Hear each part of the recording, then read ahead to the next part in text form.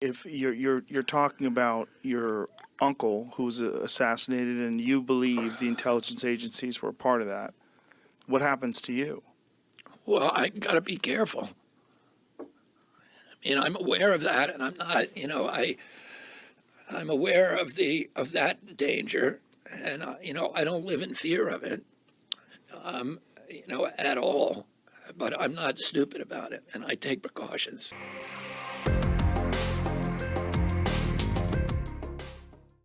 What is going on, guys? Hey, I wanted to come back to you, and I wanted to bring you a video on JFK's death, his assassination. And we are definitely not being told everything. We are not. We are not being told everything. We don't have all the information. And people like Donald Trump famously said that he would release all the information, and he did not. And we have to understand, man, if Donald Trump would not release the information, there has to be a pretty damning reason. There has to be. Because again, like him or hate him, he is a pretty ballsy type person. So we have to understand that there has to be a pretty good reason. And I'm going to show you actually later in the video a clip of a gentleman talking about his conversation with Donald Trump, and Donald Trump told him, the reason why I'm not going to release all the information is because of what's in there. What's in those documents. I release most, but I'm not going to release all. And the reason is because of what's in there. And there has to be some pretty damning information in there. Again, if Donald Trump is too afraid to release them. And I'll show you that clip of that man talking about this later in the video.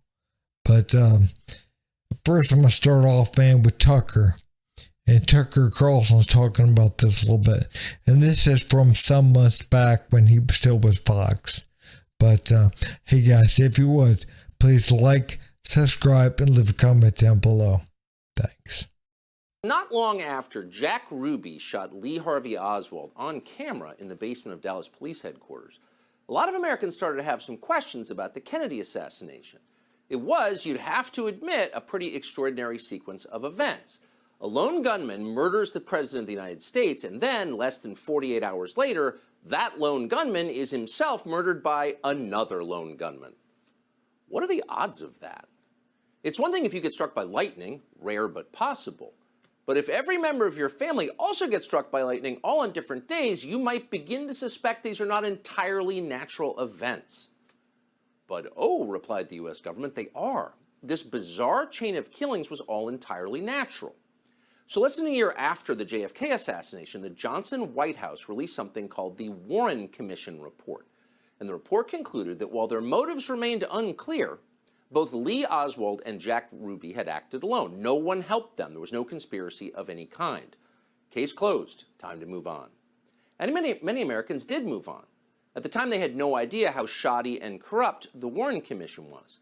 It would be nearly 50 years before the CIA admitted under duress that, in fact, it had withheld information from investigators about its relationship with Lee Harvey Oswald. But even then, at the time, before that was known, the government's explanation didn't seem entirely plausible, and some people started asking obvious questions about it. It was at that point, as Americans started to doubt the official story, that the term conspiracy theory entered our lexicon. As Professor Lance DeHaven Smith points out in his book on the subject, the term conspiracy theory did not exist as a phrase in everyday American conversation before 1964. In 1964, the year the Warren Commission issued its report, the New York Times published 5 stories in which conspiracy theory appeared. Man, I 100% agree with Tucker on this. I do. Because again, we have to understand a lone gunman came and shot the president, killed him. And then, shortly afterwards, man, another lone gunman comes along and shoots and kills the man that killed the president. And again, they were acting entirely alone, according to the government. According to the official report, they're acting alone. That doesn't make sense to me. And it doesn't make sense to a lot of people. And especially when you take that along with other information that's out there. And you're like, no, that does not make sense to me. I don't agree with that. Then you're labeled a conspiracy theorist. And if you're labeled a conspiracy theorist, it discredits everything you say. It discredits you. So again, if you're labeled as such, nobody is going to take what you say seriously. And they know this. They know what they're doing with this. They understand if they can label people, something with a bad connotation, then they discredit that person. So again, nobody listens to what they have to say. In April of 1964, a psychiatrist called Louis Joylan West visited Jack Ruby in his isolation cell in a Dallas jail. According to West's written assessment, he found that Jack Ruby was, quote, technically insane and in need of immediate psychiatric hospitalization. Those are conclusions that, puzzlingly, no one who had spoken to Jack Ruby previously had reached. Ruby had seemed perfectly sane to the people who knew him. Louis Joylan West pronounced him crazy. But what West did not say was that he was working for the CIA at the time. Louis Joylan West was a contract psychiatrist for the spy agency. He was also an expert on mind control and a prominent player in the now infamous MK-Ultra program, in which the CIA gave powerful psychiatric drugs to Americans without their knowledge. So of all the psychiatrists in the world, what in the world was this guy doing in Jack Ruby's prison cell? The media did not seem interested in finding out. In fact, the New York Times, in an extensive 1999 obituary of West, never mentioned the fact that he had worked for the CIA, much less his time in Jack Ruby's cell, which seems relevant. So you can see why non-crazy people would wonder about what really happened, and of course many have wondered. In 1976, long forgotten, the House of Representatives impaneled a special committee to reinvestigate the JFK assassination.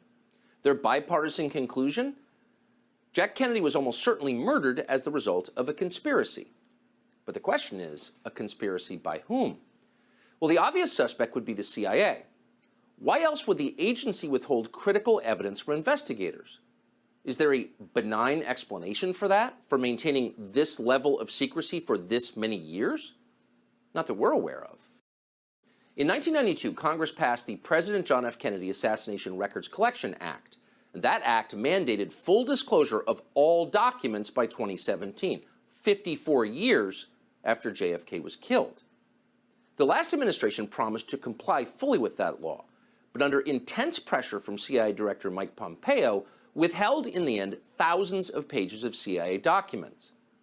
Today, this afternoon, the Biden administration did exactly the same thing. That would be thousands of pages of documents after nearly 60 years, after the death of every single person involved. But we still can't see them. Clearly, it's not to protect any person. They're all dead. It's to protect an institution. But why? Well, today we decided to find out. We spoke to someone who had access to these still hidden CIA documents, a person who was deeply familiar with what they contain. We asked this person directly, did the CIA have a hand in the murder of John F. Kennedy, an American president? And here's the reply we received verbatim. Quote, the answer is yes. I believe they were involved. It's a whole different country from what we thought it was. It's all fake. It's hard to imagine a more jarring response than that. Again, this is not a, quote, conspiracy theorist that we spoke to. Not even close. This is someone with direct knowledge of the information that once again is being withheld from the American public. And the answer we received was unequivocal. Yes, the CIA was involved in the assassination of the president. If you have, one or two pieces of information that point in a particular direction, that's one thing. But when you have several, pretty much everything that points in a particular direction, that's something else. That's something else entirely. And again, we have to understand that Donald Trump would not release all the information.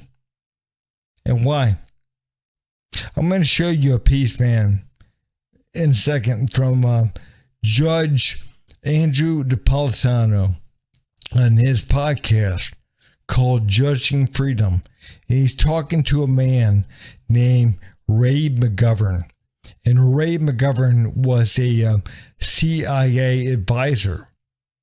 And they're talking about it. And the judge tells McGovern, hey, Donald Trump did not want to disclose the information. He did not want to make all the documents available. And the reason why is because he said the information in there, man, was damning, basically. So we have to understand that, again, Donald Trump, man, if you liked him or loved him, hate him, doesn't matter. You have to agree that people like Donald Trump, they're pretty ballsy, man. They say what's on their mind. And if he is afraid, then maybe RFK Jr. should be as well.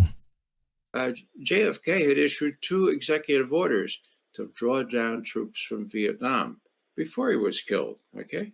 Now, one of the little factoids that not many people know is that exactly a month after the JFK assassination, President Truman wrote an op-ed appearing in the Washington Post. And he said, I think it's time to rein in the CIA. It's not doing the kinds of things that I created it for, namely intelligence analysis without treatment. It's doing other things, okay? It was a torrid sort of thing, exactly 1 month after the assassination. It appeared in the first edition of the Washington Post. There used to be 2 later editions, disappeared. Any other broadcast media or any other paper? No. In the Independent Sentinel or whatever it was in the Missouri, it was posted. It completely, the press was onto it even then. Worst came to worst, with Allen Dulles, the previous head of the CIA, who had mousetrapped Kennedy into the Bay of Pigs fiasco, was appointed by President Johnson to be pretty much the head of the Warren Commission investigating the assassination. When people like me said, no, it's a little odd because a lot of people think the CIA may have been involved. After all, there's a lot of circumstantial evidence. You know what they said? That's a conspiracy theory. Conspiracy theory. Conspiracy theory. Now, that's what gave that whole charge of conspiracy theory its legs, okay? Now, will this thing have legs? It all depends on how much control the deep state can exercise over the media. They've been immensely successful so far. Look at the Hunter Biden thing, for God's sake. Now, if Robert Kennedy Jr. can force this up and out and have decent people take another look at it, it's going to be very damning. Because why indeed is the CIA, why is the FBI refusing to declassify documents that by act of Congress should have been declassified 3 years ago? Why are they doing that? I don't know. I don't want to be a conspiracy theorist, but that they might have something to hide. Let me just jump in at this point on what you just said, because of conversations which I've discussed publicly, as has he, so I'm not revealing any secrets, conversations I had with President Trump when he was in the White House. So he called me about 2 or 3 weeks before he left office to ask my opinion on some of the people he was about to pardon. And then I said, Mr. President, can I raise, after giving him my opinion on the pardons, and I won't mention any of those names, but Mr. President, do you remember promising me personally and the American public that you would, before you leave the White House, open up the JFK assassination files? Yes, I do remember promising that. Well, you only have 2 weeks left. And he said to me, Judge, if you saw what I saw, you wouldn't open up those files either. And I said, what do you mean? He said, someday when we're talking together and there aren't 15 people listening, because he was calling me from the White House switchboard, I will tell you what I saw. And then we ended the conversation. What could he have seen? He could have seen the truth. He could have seen the plotting. It all fits together very nicely. This book is based on all the evidence up to date. That's about 15 years ago. But there's secret evidence in CIA cables and FBI cables and so forth. It's got to be there, otherwise they would release it. So the teaching point I take from this judge is that the presidents of the United States, including Donald Trump, are too afraid to do what they can do on their own authority. That's big. Who's running this country? The people who are successful in preventing the president from doing what he is not only entitled to do by law, but required to do, okay? Now, what was in those documents? Again, what was in those documents that was so damning that Donald Trump, a man who was pretty brave, man, it doesn't matter what side of the aisle you're on, we know Donald Trump normally kind of speaks his mind and does what he says he's going to do. So again, we have to ask, what was in those documents that was so damning that Donald Trump was so scared to release?